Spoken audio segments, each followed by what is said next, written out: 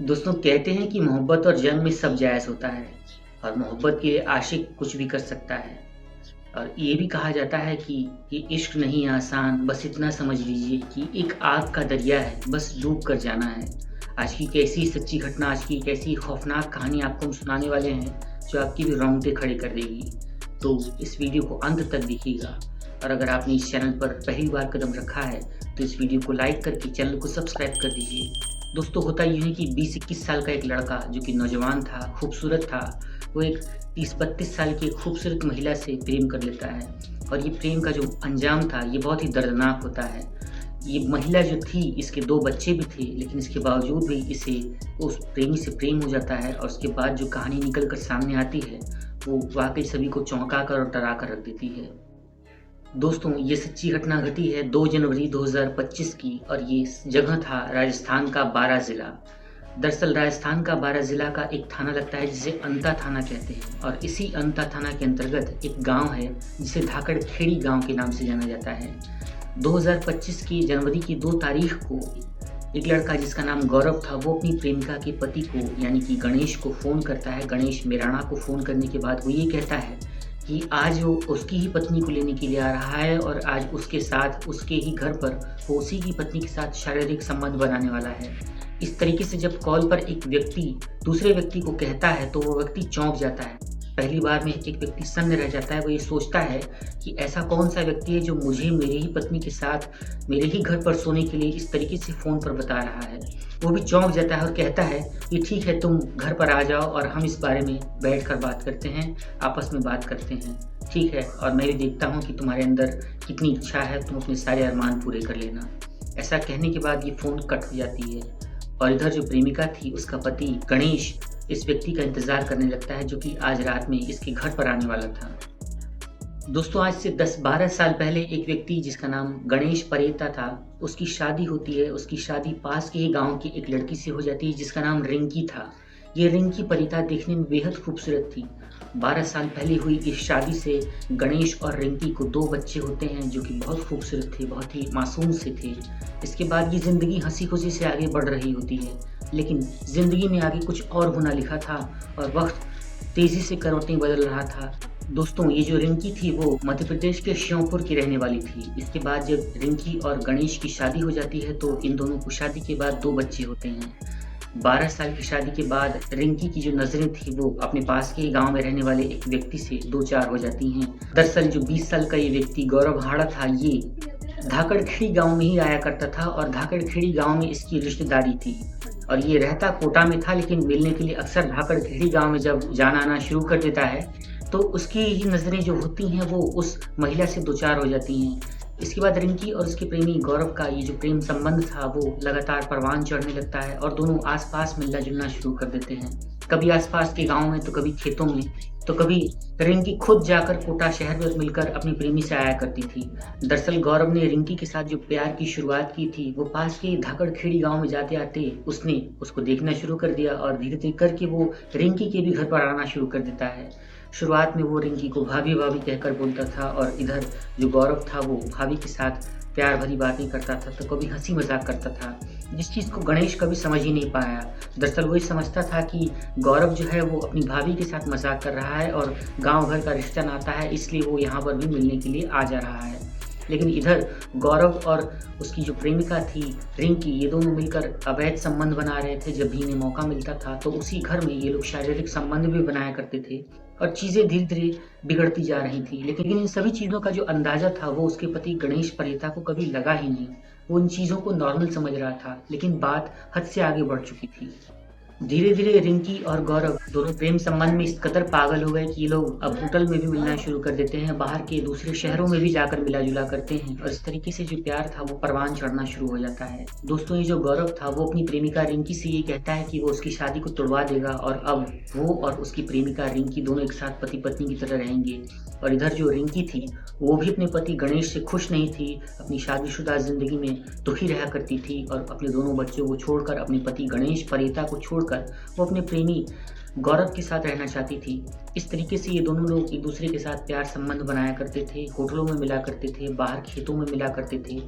तो कभी-कभी रिंकी अपने प्रेमी गौरव से मिलने के लिए अपने पति गणेश परेता से झूठ बोल देती थी कि वो अपने मायके जा रही है, किसी काम से बाहर जा रही है और सीधा निकलकर वो कोटा शहर पहुँच जाती थी, जहाँ पर ये दोनों जमकर सेक्स किया करते थे। इसके बाद जब शाम होती थी, तो उसकी पत्नी रिंकी अपने घर वापस आ जाया करती थी और इधर वो अपने पति को भी बराबर अटेंशन दे रही थी ताकि उसके पति को किसी भी प्रकार का कोई शक ना हो सके। लेकिन दोस्तों कहते हैं कि हर एक कहानी का एक अंत होता है और इस कहानी के अंत में भी जब एक रोज़ ये प्रेमिका रिंकी अपने घर से निकलकर कोटा शहर जा रही होती है और एक होटल में अपने प्रेमी गौरव से मिल रही होती है, तो गाँव के ही रहने वाले किसी व्यक्ति ने उसे देख लिया और वो सीधा उसकी गाँव में रहने वाले उस व्यक्ति गणेश परेता को फ़ोन करता है, उसे जाकर सारा सच बता देता है। वो ये कहता है कि दरअसल उसकी जो पत्नी है वो किसी और के साथ रंगरलियाँ मना रही है और आज उसने इन दोनों को रंगे हाथों पकड़ा है, देखा है, इसलिए वो सारी सच्चाई को इससे बता रहा है।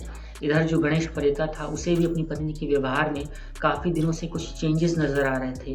बात-बात पर उखड़ना, बात-बात पर उससे लड़ाई-झगड़ा करना, इस तरीके से जो चीज़ें थीं वो गणेश को भी सहन नहीं हो रही थी और इधर जब गणेश ये सच सुनता है तो वो भी अपनी पत्नी के ऊपर नज़र रखने लगता है। लेकिन अब वो ये पूरा पक्का सबूत चाहता था कि उसका जो प्रेमी गौरव है वो उसकी पत्नी प्रेमिका से मिल रहा है। इस चीज़ का पूरा पक्का सबूत लेने के बाद ही वो कोई कदम उठाना चाहता था। दोस्तों एक रोज़ होता यूँ है कि जब प्रेमिका अपने मायके जाने का बहाना करके अपने प्रेमी से मिलने के लिए कोटा शहर पहुँच जाती है, तो इधर उसका जो पति गणेश था वो उसके मायके में फ़ोन करके पूछता है कि क्या मेरी पत्नी रिंकी यहाँ पर आई है? तो उसके जवाब में वो लोग ये कहते हैं कि नहीं, अब तक तो वो यहाँ पर नहीं आई है। इसके जवाब में गणेश इस फ़ोन को काट देता है और वो पहला दिन था जब गणेश ने अपनी पत्नी को इस तरीके से पहले झूठ को पकड़ा था और अब उसका शक जो था वो धीरे-धीरे गहराता ही जा रहा था। इसके बाद रिंकी अपने प्रेमी गौरव से 2-3 दिन तक, 1 हफ्ते तक बातचीत नहीं करती है। इधर जो गौरव था वो भी परेशान हो रहा था, वो अपनी प्रेमिका रिंकी से बात करने के लिए बेचैन हो उठा था। एक रोज़ गौरव बहाना बनाकर अपने गाँव ढाकरखेड़ी पहुंचता है और वहां से होता हुआ सीधे रिंकी के घर पहुंच जाता है और वहां उसके पति से मिलकर बातचीत करने लगता है। हाल चाल करने के बाद वो उसकी प्रेमिका के बारे में पूछने लगता है, तो उसके जवाब में उसका पति ये कहता है कि दरअसल वो यहाँ पर है नहीं, वो अपने मायके गई हुई है। सारा सच जानने के बावजूद भी गणेश कुछ कर नहीं सकता था क्योंकि वो उसके रिश्तेदारी में आता था और गांव घर के नाते वो एक लाज और शर्म का लिहाज देख रहा था, इसलिए वो उसके प्रेमी गौरव से कुछ कहता नहीं है। इधर गौरव अपनी प्रेमिका से ना मिलकर चुपचाप खाली हाथ वापस लौट जाता है। दोस्तों इसके बाद कुछ दिन के बाद जब रिंकी को मौका मिलता है और गणेश ये देखता है कि अब बातें संभल गई हैं, तो वो रिंकी का फ़ोन उसे वापस करता है। इसके बाद रिंकी अपने फ़ोन से अपनी प्रेमी को कॉल करती है। वो ये बताती है कि दरअसल उसके पति गणेश को सारा सच पता चल चुका है, वो उसके साथ उसे आपत्तिजनक स्थिति में किसी ने देख लिया था, इस सारी बातों को जान चुका है और इसलिए उसने मना कर दिया है और अब तुम यहाँ इस गाँव पर हमारे घर पर भी नहीं आ सकते हो।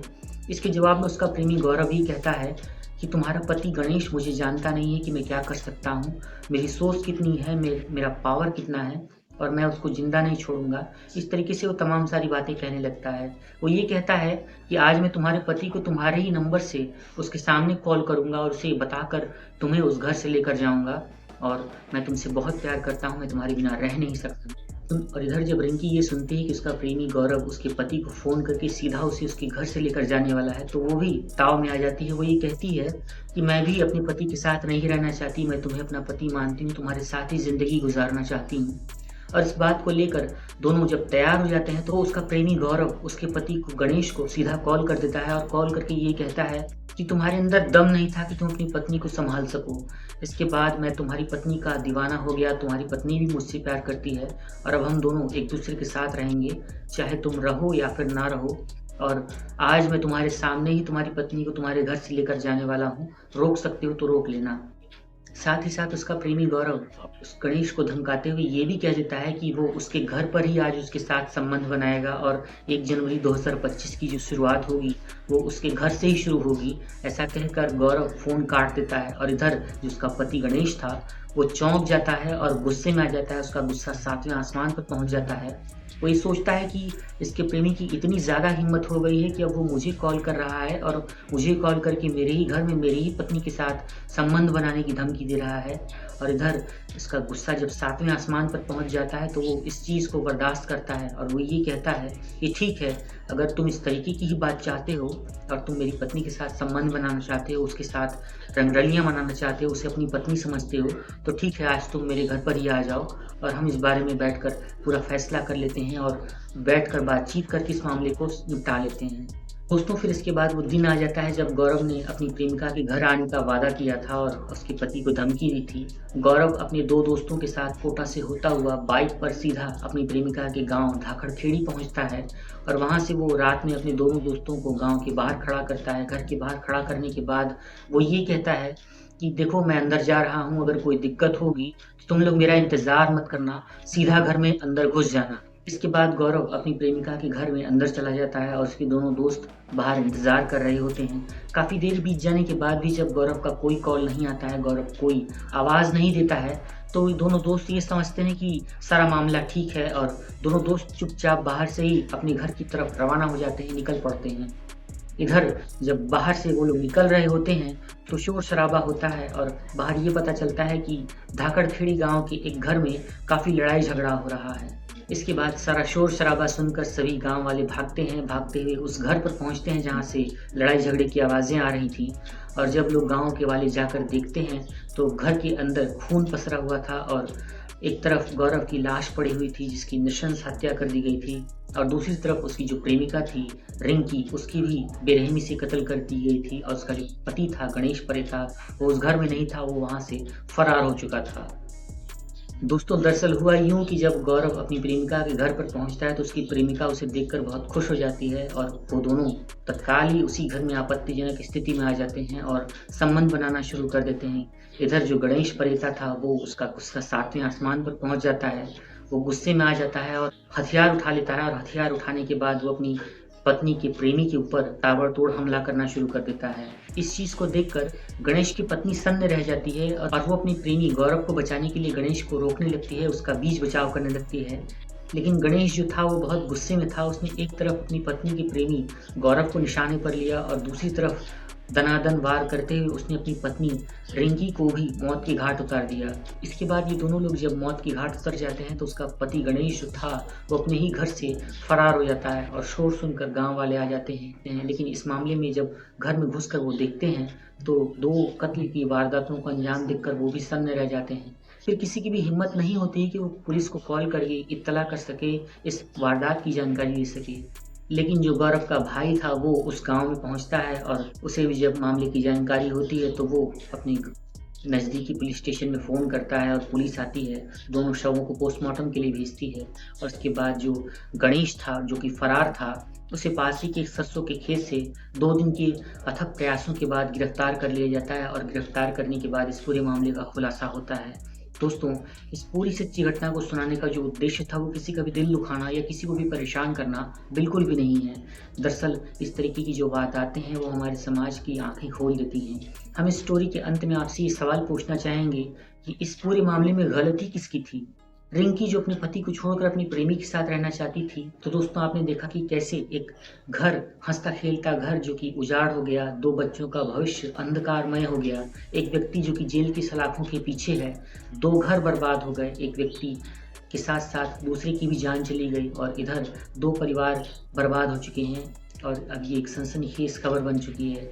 दोस्तों, 2 बच्चों का क्या कसूर था जो कि इस पूरे मामले से पूरी तरीके से अनजान थे? वो मासूम से बच्चे, अब उनका भविष्य किस किनारे पर लगेगा? उनकी देखरेख करने वाला, उनकी परवरिश करने वाला, उनकी माँ जो थी वो इस दुनिया से जा चुकी है और उनका जो बाप है वो जेल की सलाखों के पीछे है।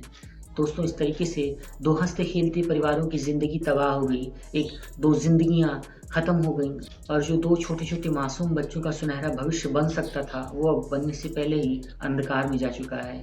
कमेंट करके इस मुद्दे पर अपनी राय, अपने विचार हमें ज़रूर बताएं और अगर आपको आज की सच्ची घटना, आज की स्टोरी पसंद आई है तो इस वीडियो को लाइक कीजिए, चैनल पर नए हैं तो सब्सक्राइब कीजिए और वीडियो को ज़्यादा से ज़्यादा शेयर कीजिए। साथ ही साथ कमेंट में अपना नाम और अपने शहर का नाम ज़रूर बताइएगा। एक नई सच्ची घटना लेकर एक नई वीडियो के साथ हम आपसे फिर मिलते हैं।